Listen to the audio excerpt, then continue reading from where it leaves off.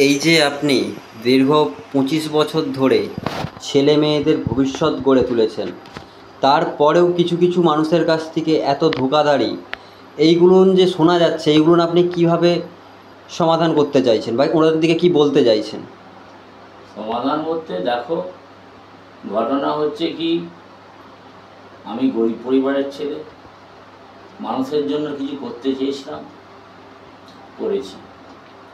আমি যারা আমার কাছ থেকে উপকৃত, আমি প্রত্যেককেই বলছি, আমার দেশবাসীকে বলছি, আমার ছেলে মেয়েদের বলছি, অসহায় যুব যুবতী যারা আছে তাদেরকে সকলকেই বলছি যে এটা আমি 25 বছর ধরে যুদ্ধ করে একটা জায়গা তোমাদের জন্য তৈরি করেছি, এবং বারবার একটা জায়গাতে যখনই যারা এসেছো তোমাদের আমি কাজকর্ম দিয়েছি। আপনারা যারা এই ভিডিওটা দেখবেন তারা কিন্তু ভিডিওটা কাটবেন না, ভিডিওটা পুরো দেখবেন। আমি আমার ছেলে মেয়েদের প্রত্যেককেই বলছি, আমি তোমাদের জন্যে আমার জীবনটাকে শেষ করে দিয়েছি। কীরকমভাবে শেষ করেছি? বাড়িতে কথা শুনেছি, ফ্যামিলিতে কথা শুনেছি, রিশতেদারের কথা শুনেছি, এটা কী হচ্ছে, ঘরের খেয়ে কেন পরের মোষ তাড়াচ্ছ, তবু আমি কারোর কথা শুনিনি। যে যখন এসেছো তাকে তখন কাজ দিয়েছি। আমার কাছে কথা হচ্ছে কি, আমার দেশে কাজের অভাব নেই, কারণ সেই জায়গাটা তৈরি করেছি। আজকে আমার সাথে আপনারা বলুন তো, যারা যারা কাজ পেয়েছো, যারা যারা কাজ, তাদের সাথে কি কোনো টাকা পয়সা দিয়েছি? না, কারোর সাথে আমি গলদ ব্যবহার করেছি। দীর্ঘ 25 বছর ধরে তোমাদের কাজ দেওয়ার জন্যে আমি 3 বছর রাস্তায় রাস্তায় ঘুরেছি, ফ্যাক্টরি গিয়ে তবে কাজ জোগাড় করেছি। বছরে খেলা দিই প্রায় একটা চাকরি। আমি জানি এটা সাকসেস, কেউ দুনিয়ায় কেউ সাকসেস না। আমি সেটা সাকসেস করে দীর্ঘদিন ধরে তোমাদের ভবিষ্যৎ তৈরি করে আসছি। একটা অসহায় মহিলার স্বামী মারা গেলে আমরা সবাই হাইতোষ করি, কিন্তু আমরা সবাই পরবর্তীকালে 15 দিনের মধ্যে ভুলে যাই। তার পাশে দাঁড়িয়ে আমরা একটা কাজের ব্যবস্থা করে দিই, যাতে তার জীবন সুন্দরভাবে চলে। এটা করতে পেরেছে কেউ? কেউ করতে পেরেছে? আমরা করেছি আমাদের প্রচেষ্টায়। আপনাদের জন্যে আমি অনেক নেতা নেত্রীর সঙ্গে মন নিয়ে নিয়েছি, ঝড়াঝাটি করে ফেলেছি। কেন? কেউ বলছে না এখানে মেয়েদের ফ্যাক্টরি হবে না, কেউ বলছে আমাদের ছেলে ঢোকাতে হবে। আমার কাছে যে গরিব পরিবারের ছেলে, যারা গরিব এবং যারা সবাই চাকরি পাচ্ছে, সবাইকে দিচ্ছি, কিন্তু আমরা গরিব পরিবার কিছু আছে তাদেরকে আমরা দিয়ে স্বাবলম্বী করছি। 10 জন আসছে, হয়তো 2 জন ফিরে যাচ্ছে, ঠিক কথা, কিন্তু আমার কাছে কেউই ফিরে যাবে না, এরকম আমি প্রতিশ্রুতি নিয়েছি। সরকার একটা ফ্যাক্টরি, একটা মালিকের, একটা সংস্থার, একটা মালিক ম্যানেজারের পায়ে হাতে ধরতে পারবে না। আমি কিন্তু তোমাদের জন্যে প্রতিটা ফ্যাক্টরিতে গিয়ে ম্যানেজার, জিএম, এজিএমের সাথে তাদের পায়ে হাতে ধরে যে এদের একটা কাজ করে দিন, আমার সংস্থার ছেলেদের কাজ দিন। যারা আমাদের কাছে আসছে তারা সবাই ফোন করে আজকে ছেলে তুলে নিচ্ছে এবং আমি দিতে পারছি। এটা একটা জায়গা তৈরি করা হয়েছে, এবং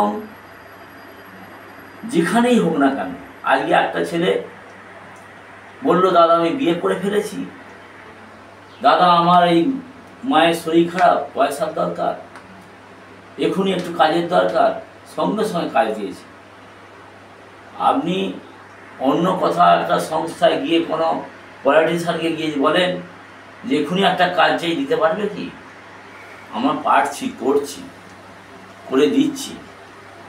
প্রায় 93,000 ছেলে মেয়েকে ভবিষ্যৎ তৈরি করেছি। আমার টার্গেট কি? আমার টার্গেট হচ্ছে 3 কোটি মানুষকে আমি ভবিষ্যতের ব্যবস্থা করে দেব। এটা আমার মনে এলো কি করে? কারণ আমি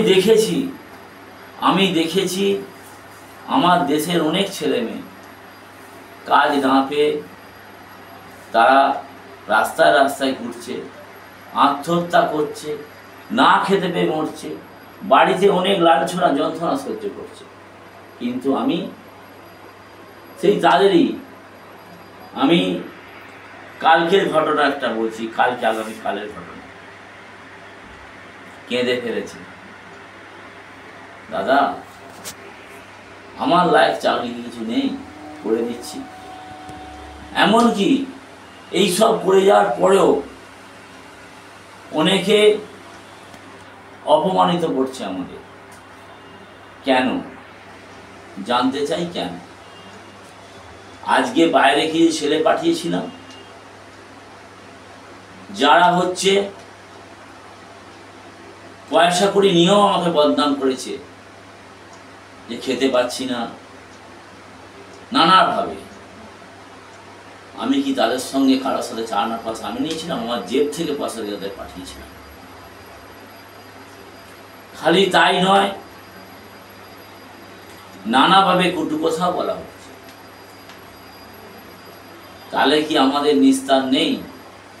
জানি ভালো কাজ করতে গেলে অপমান সহ্য করতে হবে। আর কত সহ্য করব? যার জন্যে আমি আমার ছেলে মেয়েদের,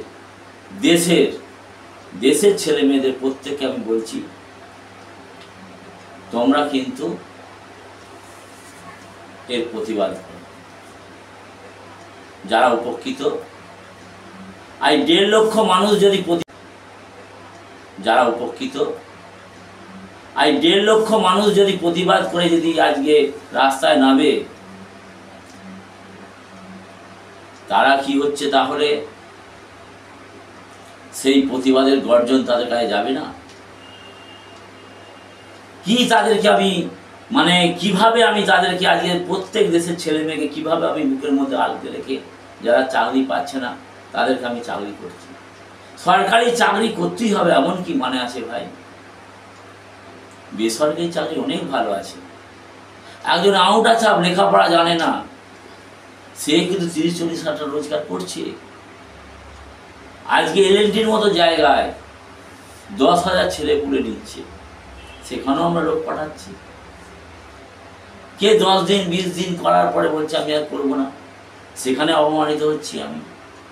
তাদের খাওয়া দাওয়া সব কোম্পানি দিচ্ছে। অতএব দুঃখ কষ্ট বলতে কি অভিমান, প্রচুর লড়েছি, বিশ্বাস করো, আমি সবাইকে বলছি প্রচুর লড়েছি জীবনে, লড়ে এই জায়গাটা তৈরি করেছি। এই জায়গাটা তোমরা অপমান করো না, বারবার বলছি জায়গাটা অপমান করো না। কারো হয়তো কোনো ক্ষতি হয়েছে, কিসের ক্ষতি হয়েছে? কিছুর ক্ষতি নয়, এসব বাহানা, আমাকে বদনাম করার বাহানা। যদি কিছু কারো ক্ষতি করে থাকি তার সাজা হয়তো একসময় পেয়েছি, যদি একটা খারাপ করে থাকি তো 500 ভালো করেছি, 1000 ভালো করেছি, করছি। কেউ কি পারবে এইভাবে কাজ দিতে কারো ভবিষ্যৎ তৈরি করতে? এটা তো আমার একটা ফর্মুলা। আমার কাজ কি? আমি এই মাটিতেই জন্মগ্রহণ করেছি, আমি এই মাটিতেই মিলে যেতে চাই। কিন্তু দেশের ছেলে মেয়ের প্রতি যে আমার ভালোবাসা, যে আমি কাজ করতে পেরেছি বা করছি, এইটাই আমার কাছে জীবনের পাওনা। আমি বলছি তো, আমাকে বাড়ি থেকে এসব অনেক সময় মানা করা হয়েছে। কি হবে? তারা মানা করার কারণও আছে, না করে বদনাম পায়। কিন্তু যখনই আমার সামনে আসে, যারা বদনাম করে তারাই যখন সামনে আসে, তাদের কাছে কিন্তু আমি অনেক ভালো থাকি, খুব ভালো ভালো কথা, তাতেই সন্তুষ্ট। কেউ তো সামনে বলছে না, পাশে বলছে। অতএব আমি আমার ছেলেপুলেদের বলছি, এবং যারা আগ্রহ চাকরি করবে তাদেরকেও বলছি, আমার কাছে যারা চাকরি নিতে চাও, যারা ভবিষ্যৎ তৈরি করতে চাও, ঠিক আছে, আমার 3 লক্ষ টার্গেট, আমাকে কেউ বাধা দিতে পারবে না। যারা পেয়েছো তাদের প্রত্যেককে বলছি, আমি প্রত্যেক ফ্যাক্টরিতে যারা আমার কাজ করছে তাদেরকেও বলছি, তাদের কি কোনো পয়সা করি আমি নেই না, কোনো ফ্যাক্টরিওয়ালা আমাকে পয়সা করি দেয়? কেউ দেয় না। অনেকে বলছেন আপনার চলছে কি করে, কিভাবে চলছে সেটা আপনাদের ধ্যান দিতে হবে না? আপনারা আপনাদের ছেলেপুলের ভবিষ্যৎ যদি তৈরি করতে চান, তাহলে এই বন্ধু মিলন কল্যাণ কমিটি একটা বিশাল জায়গা তৈরি করেছে। এটা কোনো প্রতিশ্রুতি নয়, এবার এটা কোনো ন্যাগরা নয়, এটা কোনো চেষ্টা নয়, করে ফেলেছে, করছে, দিচ্ছে। সারা পশ্চিমবঙ্গে এবং সারা ইন্ডিয়া, সারা ওয়ার্ল্ডে এরকম সংস্থা নেই, কারণ এরকম প্রচেষ্টা করেনি। আমি প্রচেষ্টা করেছি, পেরেছি, করছি এবং আগেও করে যাব। যে যত বদনাম করবেন করুন, জোরহাত করে বিনতি, সে কিন্তু সামনে এসে করুন। অনেক ফ্যাক্টরি লেবার আমি বলছি, যেসব ফ্যাক্টরিতে লেবাররা কাজে যাচ্ছে, যে যার ফ্যাক্টরিতে আমি আমাদের কর্মচারীদের পাঠাচ্ছি, অনেকে পয়সা দিতে চায় না, সেই বদনামটাও কিন্তু আমাদের হয়। কেন কেন হবে স্যারেরা? আমি বলছি কেন হবে, কেন এই বদনামগুলো আমরা নেব? বাড়িতে এসে যায়, আমার বাড়িতে এসে যায়।